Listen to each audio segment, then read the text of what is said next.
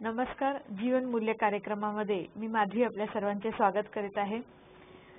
जीवन मूल्य कार्यक्रमामध्ये आपण मागच्या काही सत्रांपासून स्मार्ट हा जो प्रोग्राम ब्रह्मकुमारी जरात आयोजित केला जातो, विशेषतः मेडिकल प्रभागाद्वारे, ह्याच्याबद्दल अधिक माहिती आपण डॉक्टर सचिन यांच्याकडून घेत आलेलो आहोत. ह्यातील अजून काही भाग अजूनही उरलेले आहेत. भरपूर माहिती आपल्याला डॉक्टर सचिन यांच्याकडून घ्यायची आहे. त्या स्टुडिओमध्ये आपल्या सर्वांबरोबर उपस्थित आहेत आदरणीय डॉक्टर सचिन परबजी. डॉक्टर सचिन, आपलं खूप खूप स्वागत आहे. ओम शांती. ओम शांती. डॉक्टर सचिन, मागच्या वेळेला जेव्हा आपण हे सत्र थांबवलेलं होतं त्यावेळेला आपला विषय चाललेला होता, तर तो होता की काही मुलं फार क्रोधित होऊन जातात. तर क्रोध हा नॉर्मली सगळ्यांमध्येच बघायला मिळतो आपल्याला. ह्या विषयावर तुम्ही आम्हाला माहितीही मागच्या वेळेला सांगितलेली आहे. तरी सुद्धा ज्या लोकांचं कुठेतरी राहिले त्यांच्यासाठीच का असेना, पण परत एकदा आम्हाला हे जाणून घ्यायचंय की एक्झॅक्टली क्रोध म्हणजे काय किंवा क्रोधाची व्याख्या तुम्ही काय कराल? तुम्ही आता जसा शब्द वापरला की नॉर्मली सगळ्यांमध्ये असतो, भरपूर लोकांची अशी मान्यता आहे की क्रोध हा नॅचरल आहे आणि तो असलाच पाहिजे किंवा क्रोध केल्याशिवाय काम होत नाही. हे सगळे ज्या मान्यता आहेत त्याच्याबद्दल आपण बघणारच आहोत. क्रोध ही एक भावना आहे आणि ही भावना आपल्यामध्ये, मनुष्यामध्ये जेव्हा जागृत होते त्यावेळेला मनुष्याचं बुद्धी असते ती जजमेंट बरोबर देत नाही आणि त्यावेळेला त्याच्याकडून चुका होण्याची शक्यता जास्त असते. तर जसं आपण स्लाइड मध्ये बघणार आहोत की क्रोध एक टेम्पररी, थोड्या वेळेचा हे पागलपण आहे. त्या वेळेसाठी आपण वेडे झालेलो असतो आणि त्या वेड्याच्या झटक्यात काही आपण करू शकतो. क्रोधचा आपण नॅचरल म्हणणे योग्य नाही असं मला वाटतं, कारण ज्या वेळेला आपण नॅचरल असतो तेव्हा आपल्याकडून चुका होण्याची शक्यता कमी असते, पण क्रोध मध्ये मनुष्याकडून भरपूर चुका होतात. भगवद्गीतेमध्ये श्लोक आहे की क्रोधामुळे बुद्धीचा नाश होतो.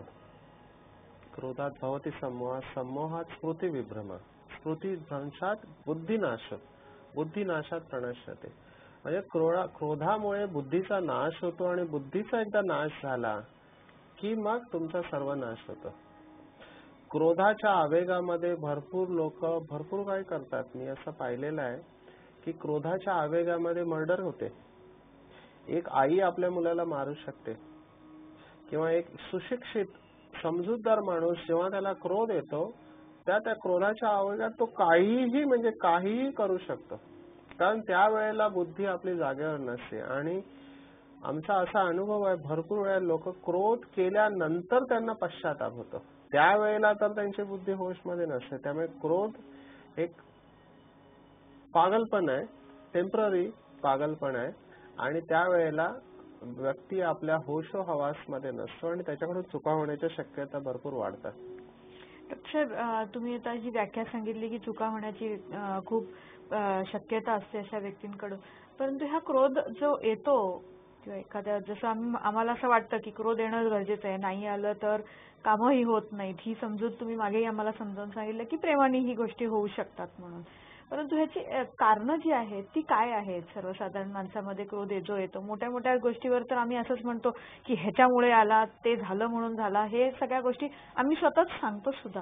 परंतु तुम्ही एक डॉक्टर आहात, एक तुम्ही समुपदेशन करता, एक काउन्सिलर आहात, तुम्ही ह्या बाबतीत काय सांगाल की काय कारणं आहेत क्रोधाची? मानसशास्त्रामध्ये याच्यावर भरपूर संशोधन झालेलं आहे आणि आपण सर्व जाणतो आपल्याला केव्हा केव्हा क्रोध येत होते. भरपूर काही याच्यामध्ये थिंकिंग पॅटर्न्स आहेत, लोकांच्या मान्यता आहेत. जसं आपण पहिलं बघितलं तसंच मी बघितलंय की काही लोक जे असतात ते म्हणतात की आम्हाला तसा राग येत नाही, आम्ही तसे फार शांत आहोत, पण एखाद्याने खोटं बोललं तर आम्हाला सहन होत नाही. आता ही बोलण्याची पद्धत पण अतिशय टिपिकल आहे. त्यावेळेला ते जस्टिफाय करत असतात की खोटं बोललं त्यावेळेला क्रोध करणं योग्य आहे. किंवा दुसरे लोक असतात, आम्ही त्यांना बघितलंय की आम्हाला राग अजिबात येत नाही, आम्ही कधीही रागवत नाही, पण अन्याय जर झाला तो अन्याय आम्हाला सहन होत नाही आणि तेव्हा आम्ही रागावतो. This is also cause, this are two defence mechanisms. सर्वसाधारणपणे मुख्य कारण रागाचं आहे की जेव्हा दुसरे लोक आपल्या इच्छेप्रमाणे वागत नाही तेव्हा आपल्याला राग येतो, किंवा एखादी घटना आपल्या इच्छेसारखी घडत नाही जसं आपण स्लाइड मध्ये पाहणार आहोत तेव्हा आपल्याला राग येतो. आणि आम्ही बघितलंय की अशा वेळेला चांगले चांगले लोक पण रस्त्यावर उतरतात. मला एक घटना आठवते की गाडी चालवताना मुंबईमध्ये ट्रॅफिक असतं भरपूर, तर एक सुंदर मोठी गाडी कार आणि त्याच्यामध्ये एक टायवाला माणूस, मॅनेजर असेल बहुतेक, पण ट्रॅफिक मध्ये तुम्हाला माहिती आहे की लोक कशी पण गाडी चालवतात. तर एकाने त्याला कट केलं तर त्याला एवढा राग आला, त्याने पुढे त्याला ओव्हरटेक करून आणि तो खाली उतरला गाडीतून आणि त्याने तिथे मारामारी चालू केली. तर ज्या वेळेला क्रोध येतो तर काही कारण असतं, दुसरे चुका करतात त्यांनी सुद्धा मला क्रोध येऊ शकतो. जसं आपण स्लाइड मध्ये बघणार आहोत की जर माझ्या इच्छेप्रमाणे नाही झाली एखादी गोष्टी तर साहजिक मला क्रोध येणं असतं. आणि आम्ही बघितलं की काही वेळेला हे लहानपणाच्या सवयी पण असतात. जसं एखादं लहान मुल असतं, त्या लहान मुलाचा स्वभाव असतो की त्याला एखादी गोष्ट पाहिजे असेल तो रागावला की मग आई त्याला किंवा वडील म्हणतात अरे बाबा तू गप्प राहा, आम्ही तुला देतो आणून म्हणून. हे लहानपणाचं बिहेवियर घेऊनच काही जण पुढे क्रोधाला एक शस्त्र म्हणून वापरतात. तर चाइल्डहुड बिहेवियर आहे ज्याला आम्ही ऑब्सेशन म्हणतो, त्याच्यामध्ये सुद्धा राग येतो. जेव्हा आपण एखादी घटना आठवतो भूतकाळातली तर त्या घटनेला आठवून देखील राग येण्याची शक्यता असते. त्याचा आताच्या घटनेशी काही संबंध नसतो, पण एक ट्रिगर बनतो. आताची घटना त्या भूतकाळातील घटनेला बाहेर काढते आणि मला राग येतो. तर वर्तमान घटना भूतकाळातील घटनेला जागृत करून रागाला जन्म देते. आणि भरपूर वेळेला आम्ही असं पण बघितलंय की जे लोक भावना व्यक्त नाही करत, आपल्या भावनांचं दमन करतात, त्यांचा अचानक स्फोट होतो. भरपूर महिने त्याने दाबून ठेवलेलं असतं आणि भावनांचा निचरा झालेला नसतो, ते अचानक त्यांना आम्ही बघतो आणि त्यावेळेला समजतं अरे ह्याला तर कधी रागावताना पाहिलं नाही, ह्याला काय झालं अचानक काही झालेलं नसतं. भरपूर दिवस महिने त्यांनी दाबून ठेवलेलं असतात आपल्या भावना आणि ते अचानक एक अशी स्टेज येते की तेव्हा त्याला तसं ठेवणं फार मुश्किल जातं आणि त्याचा भडका उडतो. तर हे असतं की भावनांचं दमन करणं. याच्या उलट पण असं होऊ शकतं की हे लोक जे भावनांचं दमन करतात ते गिल्ट किंवा आत्मग्लानीमध्ये जाऊन मग डिप्रेशन मध्ये जाऊ शकतात. तर डिप्रेशन पण क्रोधाचंच एक रूप आहे. क्रोध बाहेर व्यक्त केला जातो, डिप्रेशन वाली एनर्जी आतमध्ये जाते आणि ती आत्मग्लानी मध्ये तिचं रूपांतरित होतं. अशी क्रोधाची प्रमुख कारणं आहेत. काही लोकांमध्ये आम्ही बघितलं आहे की जेव्हा ते डिस्कशन करत असतात, आम्ही बघितलं डिस्कशन अतिशय सुंदर, अचानक डिस्कशन हॉट व्हायला लागतं. हॉट म्हणजे त्याच्यातली तीव्रता वाढत जाते चर्चा आणि त्यांना कळतं की आता मी हरणार आहे या डिस्कशन मध्ये. मग जसं त्यांना वाटतं हरायला लगेच ते रागावतात. जेव्हा तुम्ही डिस्कशन मध्ये हरायला आता तुम्हाला ते सहन होत नाही आणि तेव्हा तुम्ही रागवता. काही लोक आहेत ते आपला वीकनेस कव्हर करण्यासाठी पण रागवतात. मी तर भरपूर लोकांना पाहिलेलं आहे की ह्याला ना एखादं काम सांगितलं आणि त्याला ते करायचं नसेल तर तो लगेच रागावतो आणि रागावलं बोलला जाऊ देवा तू नको करू, त्यापेक्षा गप्प राहा, पण तू रागावू नकोस. तर लोक ह्या क्रोधाला अतिशय सुंदररित्या शस्त्राच्या रूपाने व्यक्त करतात. मला काही काम करायचं नसलं तर मी रागवणार आणि रागवल्यावर सगळे डिस्टर्ब होतात, त्यापेक्षा बाबा मला कायला काम न सांगितलेलं बरं. काही लोक असतात ते टाळाटाळ करण्यासाठी, प्रोक्रास्टिनेट म्हणा, त्यांचे जे कर्म असेल त्याला पोस्टपोन करण्यासाठी पण ह्याचा वापर करतात. तर क्रोध ह्या सगळ्या प्रकारांनी त्याचा वापर केला जातो.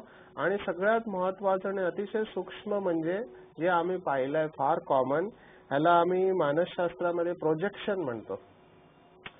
ह्याला मराठीमध्ये फार सुंदर म्हण आहे की वड्याचं तेल वांग्यावर. ऑफिसमध्ये मला बॉस काही बोलला असेल, ठीक आहे ना, सगळ्यांसमोर त्याने माझा अपमान केला, इन्सल्ट केला, माझ्यामध्ये राग नुसता उसळतो. काय करू, काही करू शकत नाही. तर काय करणार मी, ऑफिसचा राग घरी येऊन मी घरातल्यांवर काढतो. आणि एकतर अशी घटना घडली, मला फार आठवते ही घटना. एक हेड क्लार्क मुंबईमध्ये कामाला, अतिशय सुंदर हेड क्लार्क आणि चांगला कामाला, आणि चुका तर सगळ्याकडून होता. तर त्या दिवशी माहित नाही काय झालं, तर तो हेड क्लार्कला त्याच्या बॉसने झापलं हा मराठी शब्द आहे. मग त्याचा इन्सल्ट केला आणि त्याच्यावर रागवला सगळ्यांसमोर त्याला रागवला. आता झालं ह्याच्यामध्ये आतमध्ये तो राग होता बॉसचा, ह्याच्या आतमध्ये तो यायला लागला, इन्फेक्ट झाला. आता काय करणार, दिवसभर त्या अवस्थेमध्ये तो राहिला. तुम्ही विचार करा, सकाळी आल्याबरोबर तुम्हाला कोण इन्सल्ट करतो आणि दिवसभर तुम्ही डिस्टर्ब आहात आणि तुमच्यामध्ये तो काही चूक नसताना किंवा मामूली चूक असताना त्याची आउट ऑफ प्रपोर्शन रिॲक्शन, दिवसभर त्याने ते कसं तरी सहन केलं. आता त्यांनी काय केलं असेल, तो घरी आला, घरी आल्याबरोबर कोणावर राग काढला असेल, घरच्यांवर. पण घरच्यांवर कोणावर, जवळ जर बायको असेल तर बायको, नाही तर मुलं. तर त्याने आल्याबरोबर सगळा राग तो बायकोवर काढला, मिसेसवर. आता बिचारीने त्या दिवशी विशेष काळजी घेऊन घर साफसफाई, त्यावेळेला काहीतरी सणाचे दिवस होते तर डबे वगैरे सगळे धुवून तिने साफ करून ठेवलेले. ती तशीच थकलेली आणि त्यात आल्याबरोबर हा झटका मिळाला. आता तिला कळलं की काहीतरी, पण ती आता काय करणार, तिचा राग वाढायला लागला. तर तिने काय केलं असेल, भांडी आपटली. भांडी नाही आपटली, भांडी चांगली, तशा स्त्रिया समजूतदार असतात, भांडी महाग असतात. तिने तो राग काढला तिच्या मोठ्या मुलीवर की तुम्ही सगळं कचरा करता, मला ऐकून घ्यावं लागतं म्हणून.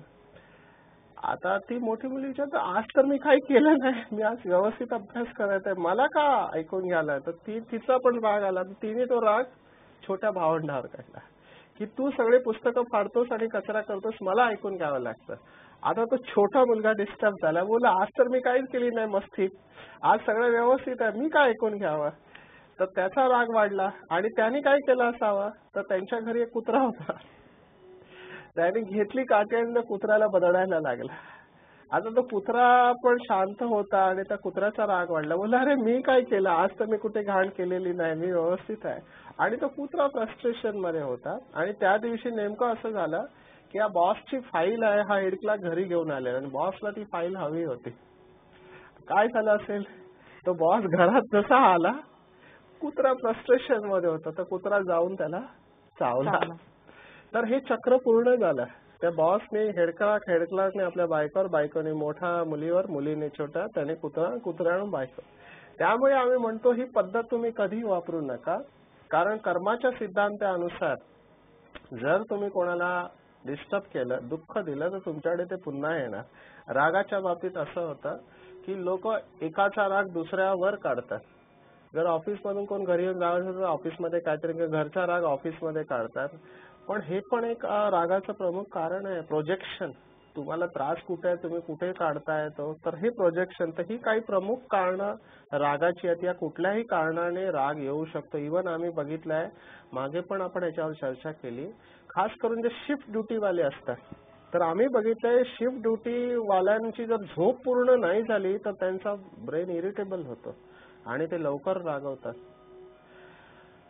मी स्वतः बघितलंय की आश्रमामध्ये असे काही असतात भाई बहिणी ज्यांची क्षमता नसते, पण ते सकाळी 2 ते 5 ह्या वेळामध्ये ध्यान करतात, त्यांची झोप पूर्ण होत नाही आणि तसे ते खूप चांगले असतात, आरणावाले असतात. पण जर त्यांची झोप भरपूर दिवस पूर्ण नाही झाली तर फटाक करून त्यांना राग येऊ शकतो. त्याचं कारण आहे की त्यांचा मेंदू हा चिडचिडा झाला, त्याची शक्ती संपलेली असते, कारण त्याला झोप नाही मिळाली. मेंदूला झोप नाही मिळाली तर तो तुम्हाला रागवणार, डिस्टर्ब होणार तुम्ही.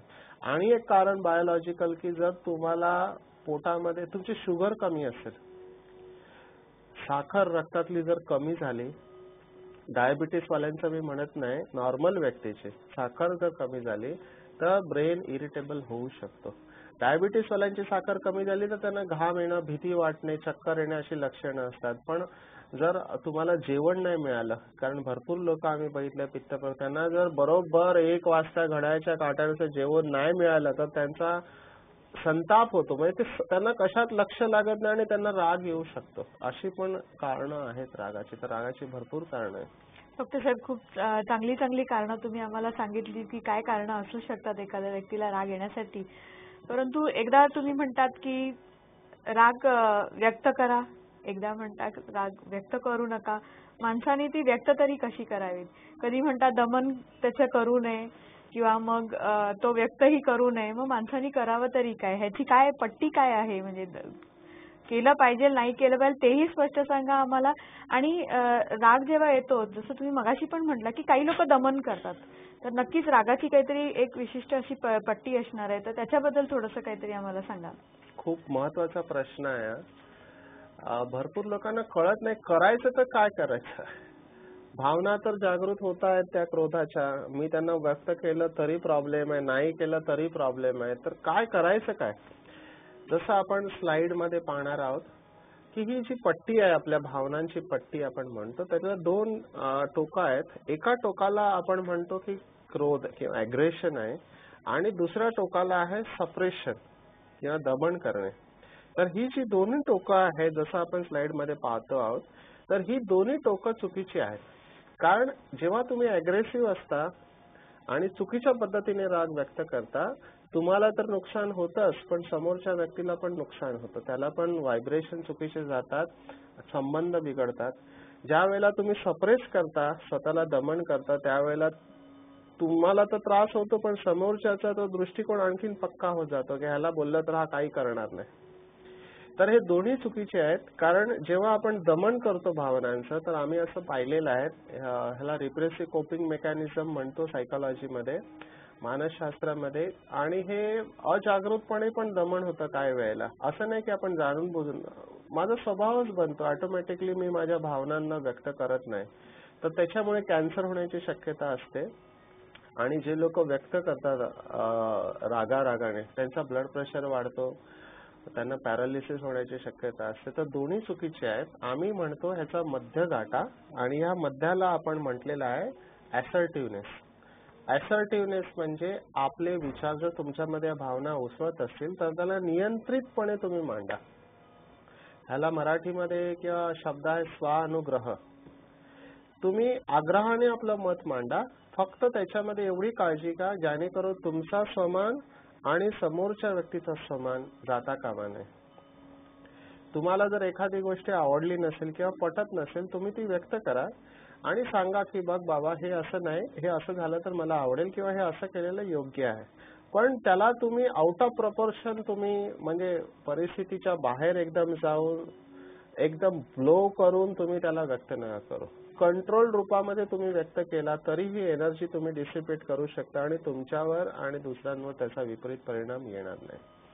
सर, तुम्ही सांगितलं की क्रोध एकतर सप्रेस्ड असतो, नाहीतर तो अग्रेसिव्ह असतो, एकतर व्यक्त केला जातो किंवा त्याचं दमन केलं जातं. अशीच काहीतरी परिस्थिती एक लहान मूल आणि त्यांचे पेरेंट्स ह्याच्यामध्ये खूपदा आम्हाला दिसून येतं. तर हे कसं एक्झॅक्टली होत असतं, हे कसं घडत असतं, म्हणजे काय ह्याच्यामध्ये प्रक्रिया? कारण ही खूप मोठी समस्या आहे. खूप शाळेतील मुलं ज्यांच्याकडे आम्ही कित्येकदा जातो काही कार्यक्रमाच्या निमित्ताने, तर त्यांचे पेरेंट्स जेव्हा येतात पालक सभेमध्ये, त्यावेळेला हा प्रकार खूपदा आम्हाला कळतो. तर हे काय होत असतं आणि ह्याचा रिझल्ट एक दिसतो आम्हाला की मुलं खूप ढ असतात. ही मुलं अभ्यासामध्ये काही विशेष असे खास ॲव्हरेज ज्याला म्हणतो, कधी तर ॲव्हरेजवर असतात, कधी ॲव्हरेजच्या खालीही असतात. तर ह्याच्यामध्ये तुमच्या मानसशास्त्रामध्ये काय एक्झॅक्ट त्याचं स्पष्टीकरण आहे? भरपूर पॅरेंट्सना, आई वडिलांना वाटतं की जोपर्यंत आपण रागवणार नाही मुलं अभ्यास करणार नाही. तर हे एक दुष्चक्र असतं. ते कशा प्रकारे काम करलं आपण स्लाइड मध्ये पाहतो आहोत की पॅरेंट्स रागवतात, लहान असतं ते मूल, ते घाबरतं, भीतीने ते पुस्तक घेतं. आता ते घाबरलेलं आहे, भीतीने पुस्तक त्याने घेतलेलं आहे, पण ते त्याच्या डोक्यात काही जात नाही, तुम्हाला दाखवण्यासाठी त्याने पुस्तक घेतलेलं आहे. तर लो रिसेप्टिव्ह असते, मेमरी कमी होते. मेमरी कमी झाली की, कारण भीतीमुळे मेमरी कमी झाली, तुमचा परफॉर्मन्स शाळेमध्ये कमी होतो. परफॉर्मन्स कमी झाला की तुमचा समान कमी होतो, सेल्फ रेस्पेक्ट कमी होतो. समान कमी झाला की तुमचे मग बिहेवियरल प्रॉब्लेम चालू होतात, तुमचे वर्तणुकी संबंधी, टीचर बरोबर बोलायला जमत नाही, मित्रांबरोबर बोलत नाही. ते झालं की पुन्हा पॅरेंट्सला त्याचा राग येतो. तर हे एक चक्र आहे. म्हणून आम्ही पॅरेंट्सना म्हणतो की तुम्ही कधीही रागावून प्रॉब्लेम सॉल्व्ह होत नाही. तुम्ही जेवढं रागावाल तेवढा तुम्ही त्याला डॅमेज करतात मुलाला. कारण मुलं हे फार संवेदनाक्षम असतात, त्यांना प्रेम हवं असतं. अवास्तव प्रेम नाही मी म्हणत आहे, यथार्थ प्रेम. पण त्यांना तुम्ही प्रेमाने समजवलं तर ते समजू शकतात. पद्धत असते. भरपूर पॅरेंट्सना कदाचित हे कळत नाही की कुठे आपण बॅलन्स ठेवावं. रागावणं एक तुम्ही एक असा दृष्टिकोन ठेवू शकता जेव्हा तुम्ही त्याला जास्त प्रेमही देत नाही आणि रागावतही नाही, पण त्याला तुम्ही समजावून सांगू शकता. ही एक कला आहे आणि याची ट्रेनिंग देणं आवश्यक आहे. शब्दामध्ये मांडणं लोकांना समजत नाही, म्हणून मी सांगतो की तुम्ही मुलांना समजून घ्या. मागे पण आपण पाहिलं की मुलांना तुम्ही मित्र बना मुलांचे. त्यावेळेला तुम्ही आई वडिलांच्या भूमिकेत राहू नका. स्पेशली जर असे इश्यू असतील तर मुलाशी मैत्री करा आणि त्याला ओपन अप होऊ दे. त्याच्या ज्या काही समस्या आहेत त्याला समजावून सांगू दे. पण जर तुम्ही रागावून जर त्याच्याकडून करून घेणार असाल, आमच्याकडे एक केस घडली, मला अजूनही आठवते. एक LKG म्हणा लोअर KGची असेल विद्यार्थी, तर काहीतरी शाळेत जायला ती, कारण तिला आईपासून दूर जावं लागायचं, तिला भीती होते कारण की वडील फार तापट होते. त्यांनी काय केलं असेल, त्या मुलाला ते मारायला गेले, नुसता असा हात केला आणि त्याला वाटलं की आता मला मारणार आहे. ती एवढी घाबरली, त्या भीतीमध्ये तिचा हार्टच स्टॉप झाला and she died on the spot. तर असे प्रकार पण घडू शकतात. तर मला फार वाईट वाटलं की एका व्यक्तीच्या भीतीने लहान मुलावर काय परिणाम करू शकतो. भीती is not a good motivator. आपण पुन्हा पुन्हा बघतोय, भीतीने तुम्ही कोणालाही प्रेरणा देऊ शकत नाही. मुलं भीतीने अभ्यास करत नाही. लॉंग टर्म रिझल्ट चांगला नसतो. खास करून हल्लीच्या अगोदर असेल असं की छडी लागे छमछम विद्या येई घमघम असं म्हणायचंय, पण आमचं असं ऑब्झर्वेशन आहे की हल्लीच्या मुलांना तुम्ही समजावून घेतलं पाहिजे, त्यांच्याशी मित्रत्वाची भावना ठेवली पाहिजे आणि शिकवण्याची पद्धत पण आम्ही बघितलं की जर तुम्ही चांगल्या प्रकारे शिकवलं, स्टोरीच्या माध्यमातून शिकवलं, खेळता हसता खेळता शिकवलं, तर मुलं चांगल्या प्रकारे ग्रास्प करतात. आणि ह्याच्यात चित्रपट पण निघालेले आहेत. माझ्या मते तारे जमीन पर चित्रपट निघाले, त्याच्यामध्ये सांगितलं की काय काय प्रॉब्लेम असू शकतात. तर आपण जम्पिंग टू कन्क्लुजन न करता विद्यार्थ्यांना समजून घेतलं आणि त्यांना बरोबर कॉन्फिडन्स मध्ये घेऊन त्यांच्या समस्यांना समजून घेतलं तर हे प्रॉब्लेम कमी होऊ शकतात. डॉक्टर, खूप हृदयस्पर्शी असा तुम्ही तो अनुभव सांगितला की मुलगी ऑन दी स्पॉट अगदी तिचं अटॅक आला म्हणा किंवा तिथेच हृदयाने कार्य करायला बंद केलं, तर असेही प्रसंग दर्शक हो घडत असतात आणि ह्याच्यासाठी आपल्याला खूप काळजी घेतली पाहिजे. डॉक्टर साहेब, तुम्ही म्हटलात की खूप परिणाम होतात, त्या परिणामासाठी आम्ही तुमच्याकडून नक्कीच पुढे माहिती घेणार आहोत. परंतु आज तुम्ही जी जानकारी आम्हाला माहिती दिली त्याच्यासाठी तुमचे खूप खूप धन्यवाद. दर्शक हो, ह्या बाबतीत अजून काही तुम्हाला अधिक माहिती हवी असेल तर तुम्ही नजीकच्या ब्रह्माकुमारी सेवा केंद्राला भेट देऊ शकता किंवा आमची वेबसाईट www.bkmarathi.com ह्या वेबसाईटलाही भेट देऊ शकता. भेटूया पुढच्या भागात. तोपर्यंत नमस्कार.